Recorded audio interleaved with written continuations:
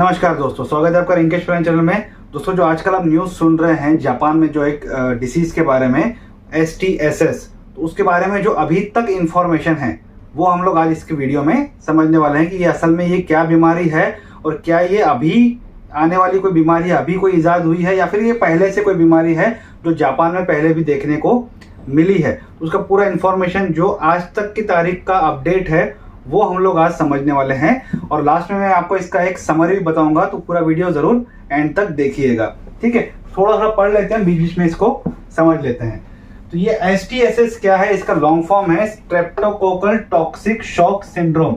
अब यही नाम इसे क्यों दिया गया वो भी धीरे धीरे समझ में आ जाएगा, तो एक एक जो टर्म है वो क्लियर करते हुए जाएंगे। अब क्या ये बीमारी जो है, ये जो सिंड्रोम है, क्या ये आज का है? जी नहीं, ये पहले देखा गया था 1978 में। ठीक है, इसके एक दो केसेस देखे गए थे। उसके बाद ये जो 1993 में ये काफी तेजी से बढ़ना शुरू हुआ और एक पीक लेवल पे था ये 1994 में। उसके बाद ये डिक्रीजिंग पूरा नीचे की तरफ जो है ये जाना शुरू हुआ। ठीक है, फिर ये इसके जो काफी ज्यादा केसेस है वो 1999 में देखे गए, जिसमें ये माना गया है कि तकरीबन 100-150 लोगों की तब उस टाइम पे डेथ भी हुई थी 1999 में।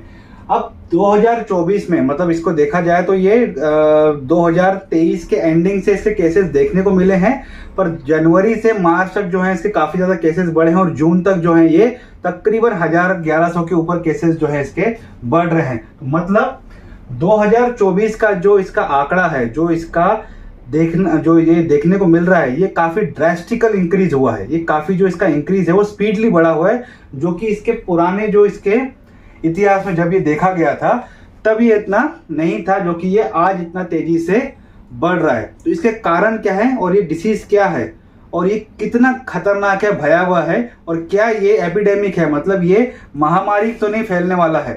तो ये इसके बारे में आज हम लोग पूरा वीडियो समझने वाले हैं। A severe and frequently fatal bacterial infection known as STSS, that is Streptococcal Toxic Shock Syndrome, is striking a record number in Japan. 977, that is almost जो कि अभी 1100 के ऊपर चले गए हैं, instances of STSS which can kill up to 30% of the individual affected has been reported to Japan's health ministry by June 2, claimed 77 lives between January to March this year. क्या है ये सीवियर है, मतलब काफी ज्यादा जो है तकलीफ देने वाली और काफी ज्यादा सीवियर कंडीशन है ये, जो हम देखते हैं कि काफी भयावह कंडीशन है हमारे शरीर के लिए, और ये फ्रीक्वेंटली है, मतलब ये आज की आई हुई नहीं है, पहले भी ये कई बार देखी गई है, इसलिए इसे फ्रीक्वेंटली कहा गया है। फेटल बैक्टीरिया इन्फेक्शन, ऐसा बैक्टीरिया इन्फेक्शन है जो कि घातक है हमारे शरीर के लिए, जिसका नाम है स्ट्रेप्टोकोकल टॉक्सिक शॉक सिंड्रोम यानी कि STSS। देखा जाए तो इसके जो स्ट्राइकिंग रेट है ये ड्रास्टिकली अभी बढ़ते जा रहे हैं, और ये देखा जाए तो इसके जो जून 2 तारीख तक, मतलब जनवरी से लेके जून तक जो है इसके तकरीबन 1100 के आसपास जो 977 केसेस हो गए थे, जो कि आज की तारीख में हम देखते हैं कि ये 1100 के ऊपर जो है बढ़ चुके हैं, और इसमें से 30% लोगों की डेथ भी हो चुकी है। मतलब अगर 100 लोगों को हो रहा है तो ये 30 लोग इसमें से मरेंगे ही, ये श्योर है। ठीक है, तो अभी तक ये जो जनवरी से लेके मार्च तक था ये थे सिर्फ 77 केसेस थे, अब ये बढ़ के एकदम से बढ़ गया है। तो मतलब अप्रैल मई जून में इसका ग्राफ और तेजी से बढ़ा है। ये इसका एक समरी से जो है वो समझ में आता है कि मार्च से लेकर जनवरी तक सिर्फ 77 केसेस देखने को मिले थे, या डेथ के जैसे देख रहे हैं, जो कि हम देखते हैं कि वो 300 तक जो है वो पहुंच गए हैं। तो ये जो धीरे धीरे जो इसके केसेस जो हैं वो ड्रास्टिकली अभी पिछले 3 महीने से और बढ़ते गए हैं, इसीलिए इसने जो हम देखते हैं कि एक न्यूज चैनल पे एक अच्छा प्लेटफॉर्म जो है इस न्यूज ने बना लिया है, जस्ट बिकॉज ये 3 महीने में जो इसका ग्राफ जो है वो काफी बड़ा है। हो सकता है कि ये आंकड़े काफी बड़े हों, क्योंकि सरकारी आंकड़े होते हैं हमेशा कम ही पहले दिखाए जाते हैं, उतने ड्रास्टिकली जो आंकड़े बढ़ते हैं उतने लेवल के आंकड़े पब्लिकली उतने अनाउंस नहीं होते हैं, ये सबको हमको पता है। What is STSS? ये है क्या STSS? Bacteria that enters the bloodstream and deep tissue can cause the STSS, an uncommon but dangerous infection. एक ऐसा बैक्टीरिया जो हमारे शरीर के अंदर चला जाता है और उसे किसी न किसी बहाने से या कुछ ऐसे मौका मिल जाता है, आगे हम समझेंगे, कि वो हमारे ब्लड स्ट्रीम में चला जाता है, टिश्यूज में चला जाता है और उनको नुकसान पहुंचाना शुरू कर देता है। और ये जब ये उसके कारण जो इन्फेक्शन होता है वो काफी डेंजरस इन्फेक्शन होता है। Initially it presents with the symptoms such as fever, sore muscle and the nausea. बुखार होगा। सोर मसल का मतलब है कि आपको बता देता हूँ, नोशिया तो हमें पता है कि जो वॉमिट के जैसा हमें फील होता है। मान लीजिए किसी व्यक्ति ने अगर पहली बार लाइफ में जिम किया है तो अगले दिन जो उसके मसल में खिंचाव होता है या फिर जो एक अकड़न जैसा महसूस होता है, तो वो जो तकलीफ होती है मसल्स में, जिसने अगर पहली बार जिम किया होगा और अगले दिन जो उसने फील किया होगा, तो वो जो मसल्स में जो बदलाव महसूस होता है उसे ही सिंपल भाषा में समझ सकते हैं कि सोर मसल्स है। However, it can turn deadly very rapidly, causing the body to fall into shock, low blood pressure, swelling and multiple organ failure. धीरे धीरे ये काफी सीवियर होता जाता है। पहले ये सिम्टम देगा, फिर ये बढ़ता जाएगा। तो ये सिम्टम समझने को ही 48 से 72 घंटे लगते हैं, उसमें तो बंदे की डेथ भी हो जाती है। पर अगर फीवर वगैरह हो रहा है और ये मसल्स का कुछ प्रॉब्लम हो रहा है तो आपको तुरंत जो है वो डायग्नोसिस, मतलब ये जो सिम्टम्स हैं आपके पास अगर आते हैं तो तुरंत आपको चेकअप के लिए जाना जरूरी बनता है। जो कि ये सिम्टम्स अगर बाद में अगर सीवियर हो जाते हैं तो आपकी बॉडी को एक शॉक महसूस होता है, जैसे हम लोग कहते हैं कि जो टॉक्सिक शॉक जो है वो लगता है। किस तरीके से लगता है समझा देता हूँ। ब्लड प्रेशर डाउन होना शुरू हो जाएगा, क्योंकि हम देखते हैं कि बॉडी के अंदर कुछ ऐसी चीजें आ जाती है जिसकी वजह से अगर वो मांस खा रही है हमारे बॉडी का, हमारे मसल्स को अगर डैमेज कर रही है, तो जाहिर सी बात है जो उसके साथ जो ब्लड वेजल्स भी होंगी वो भी डैमेज होना शुरू ही होंगी, जिसकी वजह से हम देखते हैं कि स्वेलिंग आ जाए। क्योंकि इन्फेक्शन है तो स्वेलिंग आना हमारे बॉडी का एक रिएक्शन ही है और मल्टीपल ऑर्गन फेलियर होना शुरू हो जाते हैं। ठीक है, तो ये एक डेडली बन जाता है और ये एक एंड पॉइंट बन जाता है। मल्टीपल ऑर्गन फेलियर जब होता है तो आदमी का डेथ होने के चांसेस पूरे ज्यादा रहते हैं। Cause and the risk of HTSS, क्यों होता है और इसका रिस्क क्या क्या है। Children typically get the fever and the throat infection from the group A Streptococcus, that is GAS इसे कहा जाता है। Bacteria which is cause of the most HTSS cases. Sometimes though this bacteria can create a toxin that make it possible for it to enter the bloodstream and cause a dangerous condition like the toxic shock. तो ये आ गया एक toxic shock, ये आ गया अपना Streptococcus. और syndrome इसलिए है क्योंकि मल्टीपल साइन और सिम्टम्स हैं। ठीक है, यहां पे हम देख सकते हैं बच्चों में जब थ्रोट इन्फेक्शन होता है तो उन्हें स्ट्रेप्टोकोकल एक बैक्टीरिया जो है वो अटैक करता है, जिनको एक इन्फेक्शन होता है। वो सभी बच्चों को ज़्यादातर देखने को हमें मिलता है। बड़ों में भी कभी कभी ये देखने को मिलता है अगर उनका इम्यून सिस्टम काफ़ी ज़्यादा वीक है तो ये ग्रुप एक कैटेगरी का जो स्ट्रेप्टोकोकस है, इसे कोई मौका मिल जाता है किसी का अगर इम्यून सिस्टम अगर डाउन है, किसी बच्चे का 10 साल के अंदर के बच्चे का, तो ये एक टॉक्सिन बना लेता है। अब ये टॉक्सिन जो रहता है, मतलब जो एक डेडली जो एक इन्फेक्शन जो का जो पार्ट बना सकते हैं, वो एक रूप ले लेता है। ये जो टॉक्सिन रहते हैं, मतलब जो जहर एक प्रकार का हम साधारण भाषा में कह सकते हैं, उसका जो एक जरिया है, वो जरिए को हम टॉक्सिन्स कहेंगे। वो टॉक्सिन क्या होगा कि हमारे ब्लड स्ट्रीम में चला जाएगा। उसे जब वो टॉक्सिन बन जाता है, बैक्टीरिया को परमिशन नहीं मिलती है ब्लड स्ट्रीम में जाने के लिए, तो पर बैक्टीरिया एक टॉक्सिन बना देता है। उस टॉक्सिन के लिए पॉसिबल हो जाता है हमारे ब्लड स्ट्रीम में जाना। ठीक है, कुछ हम रिसेप्टर्स की मदद से वो ब्लड स्ट्रीम में चला जाता है। ब्लड स्ट्रीम में जाने के बाद वो मसल्स में चला जाएगा। वो वहां पे जाने के बाद फिर जो है वो सबसे ज्यादा घातक बनता है और टॉक्सिन जो है वो एक टॉक्सिक सब्सटेंस जो है वो रिलीज कर देता है। मतलब एक जहरीले पदार्थ जैसा ही एक सब्सटेंस जो है, एक रिएक्शन जो हमारी बॉडी में आती है, जिसकी वजह से हमारे बॉडी को एक टॉक्सिक शॉक लगता है। जैसे किसी व्यक्ति को अगर जहर चला जाता है किसी, तो उसको जो एक शॉक लगती है उसकी बॉडी को, उस तरीके का शॉक इसमें फील होता है। इसीलिए स्ट्रेप्टोकोकल की वजह से होने वाला, खास करके जो GAS के मतलब ग्रुप ए स्ट्रेप्टोकोकल्स के होने की वजह से जो टॉक्सिक है, शॉक लग रहा है उसके, और उसमें जो सिंड्रोम है, सिंड्रोम मल्टीपल जो साइन और सिम्टम्स रहते हैं, मोर देन 2 साइन और सिम्टम्स अगर कहें तो उसे सिंड्रोम कैटेगरी में ला लिया जाता है। तो इसलिए इसका नाम दिया गया है स्ट्रेप्टोकोकल टॉक्सिक शॉक सिंड्रोम। ठीक है, अब पॉसिबल रीजन क्या है HTSS के केसेस के, तो वो उसको समझ लेते हैं। जापानीज पब्लिक ब्रॉडकास्टर NHK, यानी कि जो वहाँ की जो एक न्यूज चैनल है, जैसे हमारे यहाँ पे आज तक है, टाइम्स ऑफ नवभारत है, तो वहाँ की एक ब्रॉडकास्ट जो एक न्यूज चैनल है NHK ने रिपोर्ट किया that the cause of the spike in HTSS cases in Japan this year is still under investigation. उनको ये मानना है कि भाई अभी भी जो उन्होंने पब्लिकली बताया है कि भाई इसका कॉज जो है क्यों हो रहा है, ये एग्जैक्टली क्यों हो रहा है, तो ये अभी भी अंडर इन्वेस्टिगेशन है। जो वहाँ की रिसर्च टीम है अभी भी उसको पूरी तरीके से इन्वेस्टिगेट कर रही है। अब जो 100% कंक्लूजन पे वो आई नहीं है। लेकिन एक प्रोफेसर है Ken Kikuchi of Tokyo women's medical university that the increase could be the result of the compromised immune system following the COVID-19. He clarified that while frequent bacteria exposure strengthened immunity, it was absent during the epidemic.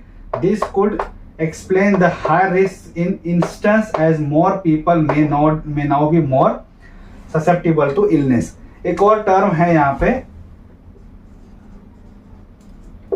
IgS, यानी कि वो अभी invasive हो गया है। कभी उसको काफी ज्यादा हम देखते हैं कि ये है इन्वेसिव ग्रुप ए स्ट्रेप्टोकोकल, जो कि आज की जो स्ट्रेस चल रही है वो काफी ज्यादा पेनिट्रेट कर रहा है वो हमारे शरीर के अंदर, इसलिए उसे इन्वेसिव जो है वो कहा गया था। काफी ज्यादा ड्रेस्टिकली वो हमारे शरीर में अभी बढ़ना जो है वो शुरू हो गया है। तो ये कारण क्यों है, क्यों बढ़ रहा है इतना ड्रेस्टिकली? तो एक प्रोफेसर है, उन्होंने अपना एक आकलन कह लीजिए, कुछ स्टडी कह लीजिए कुछ प्लेटफॉर्म पे, जो कि टोक्यो के वुमेन्स कॉलेज के एक मेडिकल कॉलेज के एक प्रोफेसर हैं। उनका ये मानना है कि कोविड के दौरान जो व्यक्ति के शरीर में जो रोग प्रतिरोधक शक्ति जो रहती है, इम्यून सिस्टम जिसे हम लोग कहते हैं, वो डाउन हुई है।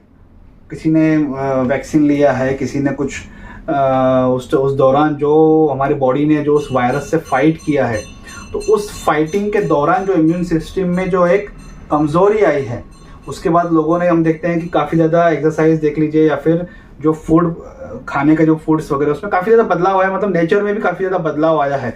तो उसके कारण जो एक रोग प्रतिरोधक शक्ति जो इम्यून सिस्टम है वो कम हुई है। वो कम हुई है तो ये बैक्टीरिया पहले भी था, तो इस बैक्टीरिया से वो इम्यून सिस्टम फाइट कर लेती थी अगर इन्फेक्शन हो जाता था तो। लेकिन उस कोविड के दौरान ये जो बैक्टीरिया था ये था ही नहीं, इसका प्रेजेंस नहीं था।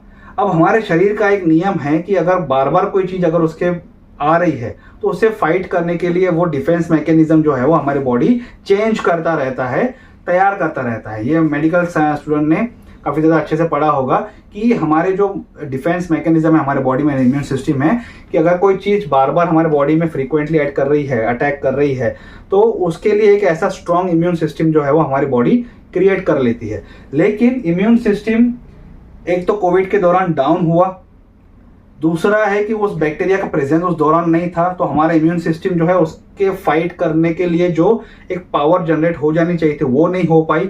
अब ये हो गया कि कोविड से लोग उठे हैं और इसका जो प्रेजेंस है वापस आ गया, क्योंकि ये फ्रीक्वेंट है।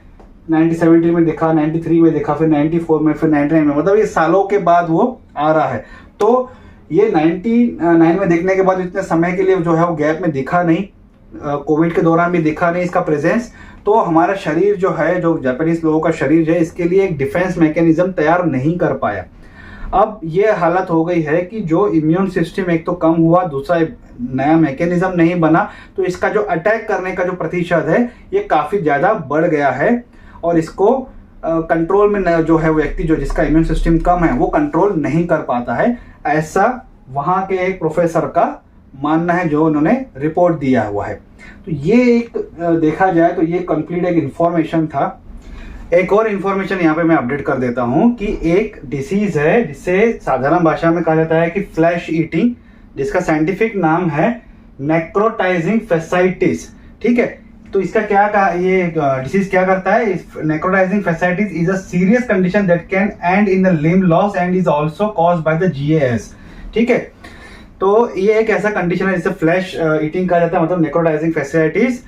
ये क्या होता है कि जिसको ऐसा जो स्टडी है उसके हिसाब से माना गया है कि किसी को अगर हाथ में अगर इन्फेक्शन होता है, तो ओपन स्पेस जो वुंड वगैरह रहता है वहां पे अगर वो बैक्टीरिया अटैक कर लेता है तो वो इन्फेक्शन इस तरीके से बढ़ जाता है कि वो फ्लैश ईटिंग कर लेता है, मतलब जो मांस रहता है पूरा हाथ का वो पूरा खा लेता है वो बैक्टीरिया, और वो लिम्ब के जो है वो लॉस हो जाता है, मतलब हाथ और पैर में अगर ये कहीं चोट लगती है और वो बैक्टीरिया अगर अटैक कर लेता है, तो उस पर डिटेल हम लोग बात करेंगे जब हम लोग उसका एक टॉपिक लेंगे।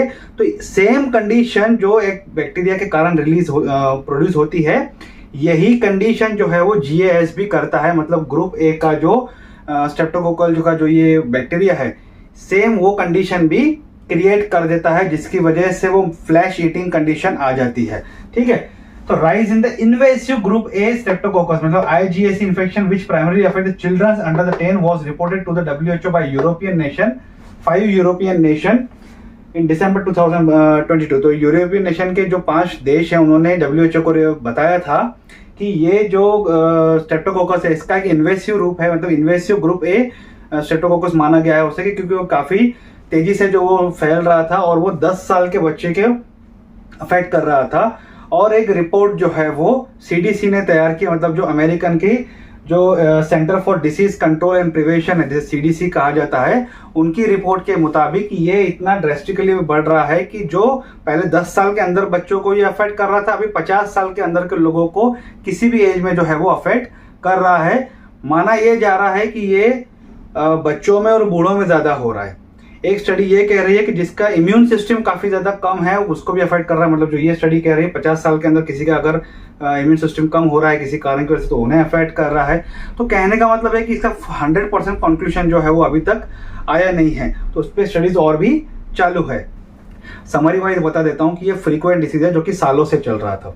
ठीक है, ये सालों से चलने की वजह से वहां के एक प्रोफेसर का ये मानना था कि भाई कोविड के दौरान जो हमारी इम्यून सिस्टम कम हुआ है और जो एक डिफेंस मैकेनिज्म बना नहीं उसके लिए, क्योंकि वो कोविड के दौरान अवेलेबल नहीं था ये बैक्टीरिया, जिसके कारण इस बैक्टीरिया का इन्फेक्शन बढ़ गया। और इस बैक्टीरिया का एक नेचर है जो स्ट्रेप्टोकोकल ग्रुप ए जो है, जो जिसे GAS कहा जाता है, ग्रुप ए स्ट्रेप्टोकोकस, इस बैक्टीरिया का एक नेचर है कि उसे अगर एरिया मिल जाती है, सर्वाइवल के लिए कोई जगह मिल जाती है हमारे बॉडी में, तो वो एक टॉक्सिक जो है, टॉक्सिक सब्सटेंस हमारे बॉडी में वो क्रिएट कर लेता है। उस टॉक्सिन्स के कारण जो हमारे शरीर में एक टॉक्सिक्स चला जाता है जो कि टॉक्सिक शॉक देता है हमारे बॉडी को, जिसकी वजह से काफी ज्यादा हमारे शरीर में साइन और सिम्टम्स क्रिएट होते हैं। जिस तरीके के हम देखते हैं कि फीवर, सोर मसल्स, नौशिया, या हम देखते हैं कि जो बाद में चल के ब्लड प्रेशर डाउन हो जाना, ऑर्गन फेलियर होना, स्वेलिंग हो जाना, तो इस तरीके के सिंड्रोम देखने को मिलते हैं। तो ये एक पूरा कलेक्टिवली जो उसको देखा गया, स्टडी किया गया, उसके बाद इस पर नाम दिया गया स्ट्रेप्टोकोकल टॉक्सिक शॉक सिंड्रोम। तो आई होप कि ये इन्फॉर्मेशन जो अभी तक मुझे मिली है उसके हिसाब से मैंने जो आपके साथ शेयर किया ये आपके लिए काफ़ी हेल्पफुल रहा होगा। जस्ट मैं आपको ये कहना चाहूँगा कि अभी भी काफ़ी इन्फेक्शंस जो हैं वो मार्केट में फैले हुए हैं। कोशिश कीजिए कि अपनी सेफ्टी जो हमने कोविड के दौरान रखी थी, मास्क पहनना, हैंड वॉश करना, साफ सफाई रखना, घर की, बाहर की, आंगन की, अपनी गाड़ियों की, व्हीकल की, अपने मोबाइल्स की, हर चीज़ की जो साफ सफाई हम लोग कर रहे थे उस दौरान पे एक सेफ्टी रखे हुए थे। वो सेफ्टी का एक हमारे बॉडी का एक हम देखते हैं कि हमारा एक जिंदगी का एक बिहेवियर बना लीजिए, ताकि वो आगे भी आपको ऐसे होने वाले कई इन्फेक्शन से हमें बचा सकता है। क्योंकि एनवायरनमेंट में भी काफ़ी चीज़ें जो है वो बदल रही हैं, चेंज हो रही हैं, और उसे फाइट करने के लिए जो इम्यून सिस्टम हमें चाहिए वो अभी तक शायद डेवलप नहीं हुआ है। तो हो सकता है ऐसे कई इन्फेक्शन हो जो कि आए अभी फ्यूचर में और हमारी बॉडी उसे फाइट ना कर पाए। उसके लिए हमें डाइट अच्छा रखना है, खान पान अच्छा रखना है, बुरी आदतों से दूर रहना है, हेल्दी अपने शरीर को रखेंगे, जितना फिट रखेंगे उतना हमारे बॉडी जो है वो इन इन्फेक्शन से लड़ पाएगी। तो आज का टॉपिक यही सकता है। आपको आज का वीडियो अच्छा लगा होगा। वीडियो अच्छा लगे तो लाइक और शेयर जरूर कीजिएगा। अगर आपका कमेंट है तो कमेंट बॉक्स में कमेंट कर सकते हैं, और मुझे इस चैनल को सपोर्ट करने के लिए प्लीज सब्सक्राइब कीजिए। Thank you.